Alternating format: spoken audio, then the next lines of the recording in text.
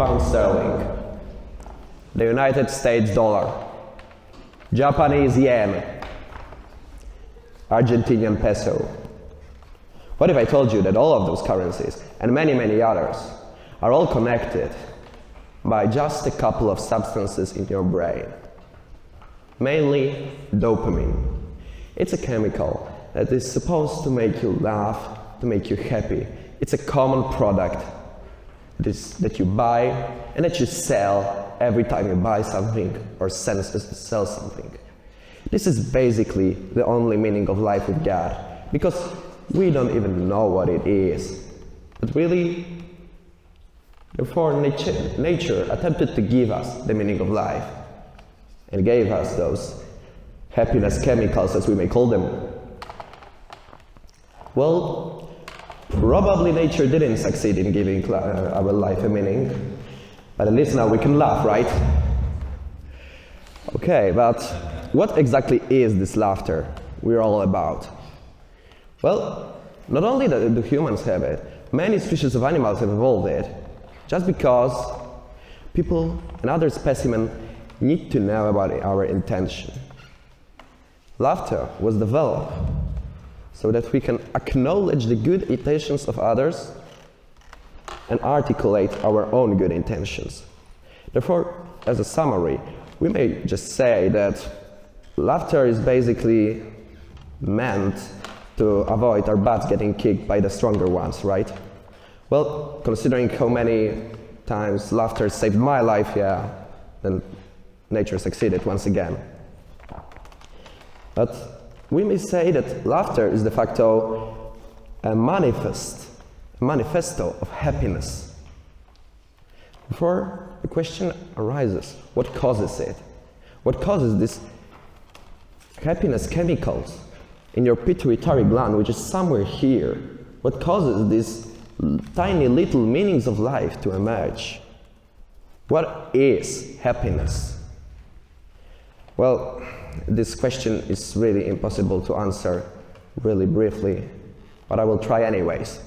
So, on the beginning of a journey, I would like you to move to 20th century France, to move to Paris, to some really beautiful cafe on Champs-Élysées, and there we meet a novelist who is a heavy smoker, who is actually such a heavy smoker that he called his cat a cigarette.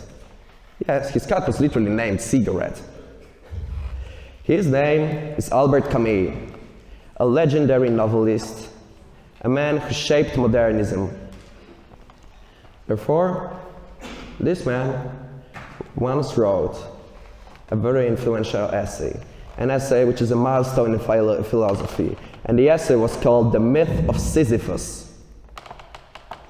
You are probably all familiar with the myth of Sisyphus, but I'm gonna repeat it once again, because Sisyphus was a Greek king who was sentenced by Zeus to drag an enormous boulder up a mountain, time after time after time, and when he was really close to the peak, the boulder fell, and he needed to walk down the mountain once again, get the boulder, and everything once again.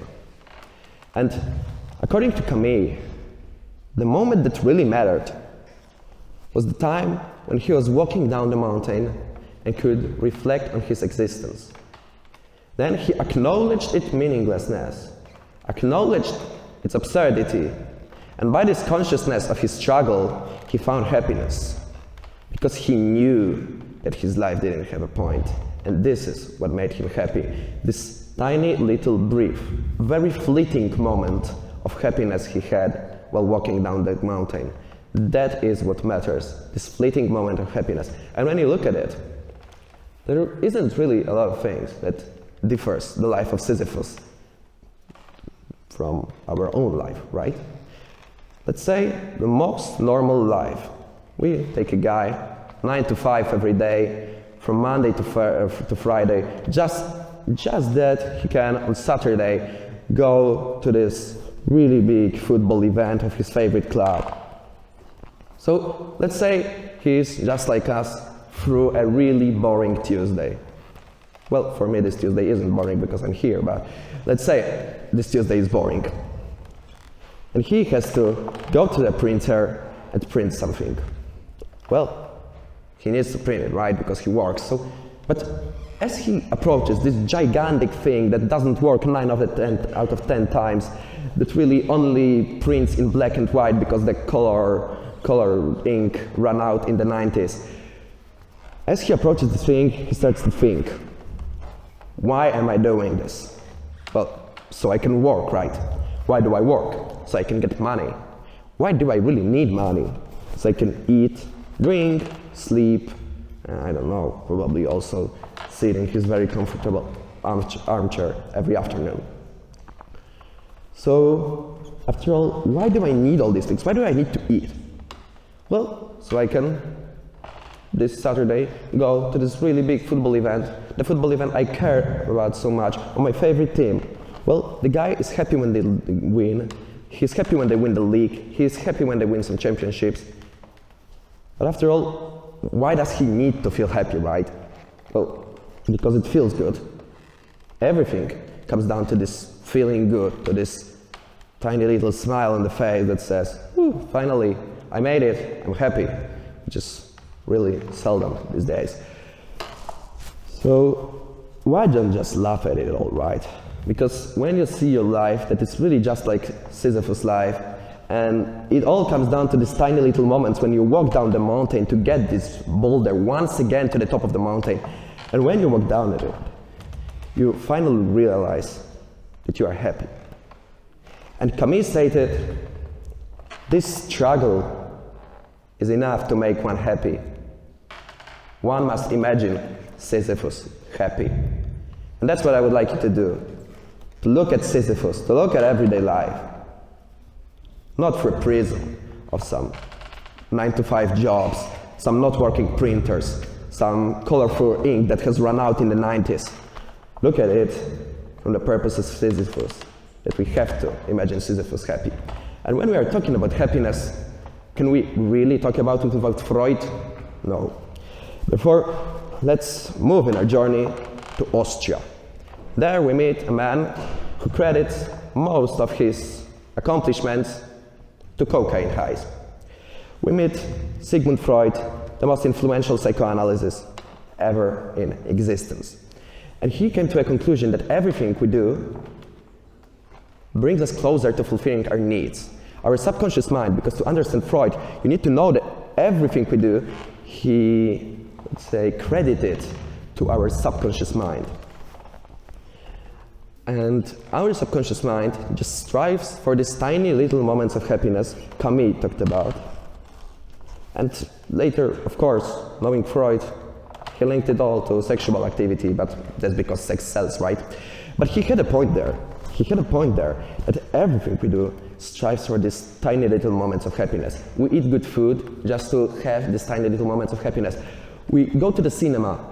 I don't know, some guys, they probably play chess right now so they can be happy when they win. Some guys out there maybe play Uno or something just to have these tiny little moments of happiness we all strive for by our subconscious mind. So, what connects those two guys, one junkie from Austria and one smoker from France? Well, jokes, my dear listeners. Jokes and comedy. These are the things that really lead us directly to these moments of happiness. I mean, not all the jokes are great, right? For example, I don't really like 9/11 jokes. 9/11 jokes this was a real tragedy, you know. Many people died, and the world changed. From the shores of New Zealand to the shores of Alaska, the whole world changed. And for me, this event was also personal. That's because my father called in sick when he was supposed to go to work during 9/11, and it saved his life. He called in sick. I will never understand how did they manage to find a replacement pilot that day. Well, at least I made some of you laugh, right? This is because you didn't expect it. This is because it stroked your curiosity. And a curiosity is the word that matters for the most right here, right? Curiosity is what strikes these jokes and what causes them to make you laugh? What causes your pituitary gland, now somewhere here, to make those happiness chemicals that for a moment make you feel that you are finally happy, that you accomplished what you were to accomplish in your life, that you don't think about this not working printers, you don't think about 9-to-5 jobs, you don't think about school, just laugh. And this is what curiosity does. Therefore, we may come to a conclusion that every joke is based around things out of place. Because if something is in place and you expect it, it's not funny at all. But when something is out of place, breaks the convention, comments on some important factors of our society, criticizes something, makes fun of something, or for example, I don't know, Charlie Chaplin sleeps funnily, that's what makes us laugh, because it strikes the curiosity by being out of place. And comedy has been here for millennia, literally. We're starting from the ancient Greece, where we had this muse Thalia, who was only credited for this comedy in ancient Greece. I think we are all so focused on. There was this one Greek drama writer, Aristophanes, who is right now one of the main milestones of comedy, because his works are still around these days and we can read them to see how the Greek comedy was formed. And it was really all about things out of place, because these jokes about the Greek society were totally out of place in this place, however this may sound. And later you get the medieval ages, where comedy was here and there, you know, all these funny sketches. And then Shakespeare was the main man, right? He merged comedy and tragedy, the definition of things being out of place. He also wrote a lot of comedies that are, up to this day, considered masterpieces. And after Shakespeare, we had even more merging tragedy, comedy in places you would never expect it to be. And after that, in the 19th century, and also more so in the 20th century, we've got cinema. Cinema that has enlarged the comedy to levels that are unknown to man, you know. Comedy now surrounds us. You turn on your Netflix, you see some Friends or Rick and Morty or something. Comedy is everywhere. And the whole emergence of Hollywood gave us, for example, slapstick. The surreal comedy boosted right after, well, not from Hollywood, but a Spanish director, Luis Buñuel, directed many surreal comedies. Comedy is everywhere. Comedy is what's supposed to make your pituitary gland do what it was designed to do, and finally make you laugh. And also, in every of these comedic movies, there is this one motive. People acting funnily in situations that are not, or vice versa. People acting seriously in situations that are really funny. And this is literally what I was talking about for the whole time. These things out of place, these tiny things that strike our curiosity and make us laugh.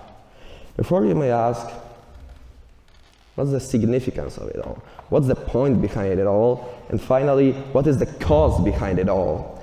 Well, at the end of the journey, I'd like to take you all to 17th century England. We meet a man called Thomas Hobbes, who was, well, this guy was really strict on his drug policy. He said that he only drank once a year for the pleasure of vomiting. Well, I don't know what he meant, right?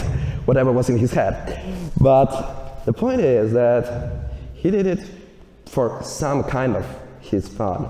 And he stated, really famously, that, quote, "The passion of laughter is nothing else but a sudden glory arising from a sudden conception of some eminence in ourselves by a comparison with the infirmities of others or of our own formerly."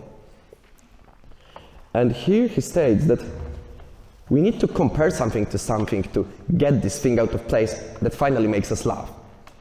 And this one tiny little thing is the word "them." We are smarter than we went we were before. And this is what makes us laugh, our own stupidity back then. That's why we, for example, laughed at some jokes that reveal something after all.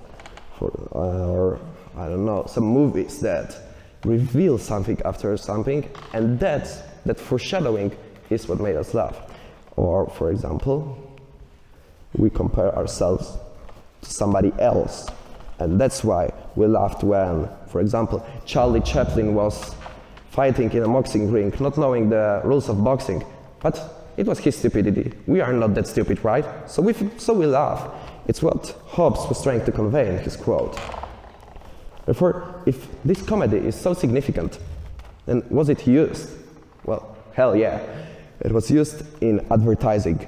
On every advertisement you can find, there is some cheeky wordplay or a funny picture that is made for you to remember it. And you remember it by the connection with the happiness chemicals in your pituitary gland. And also politics. It is widely used in politics. For example, Ronald Reagan, a person who served as a president of the United States, and he is now remembered for his jokes about communism, right? Because communism was the biggest fear of all Americans, you know, greedy communists from the Soviet Union. And he joked about them, which stroked their curiosity, and an average American thought, well then, considering how funny this guy is, and how smart he appears to be, well, I've gotta vote Reagan. And that's how he gained popularity. And then, compared with his, let's say, economic policies, he won, and he was re-elected even. So, let's summarize. After acknowledging the political significance of comedy, the absurdity and meaninglessness of your life, then maybe, just maybe, instead of jumping off a bridge or overdosing some trashy substance, maybe let's just sit on your most comfortable armchair, drink your favorite tea, or eat your favorite cake, turn on a Monty Python sketch, and have a jolly, lovely laugh, my dears, because that is what it's all about. Thank you.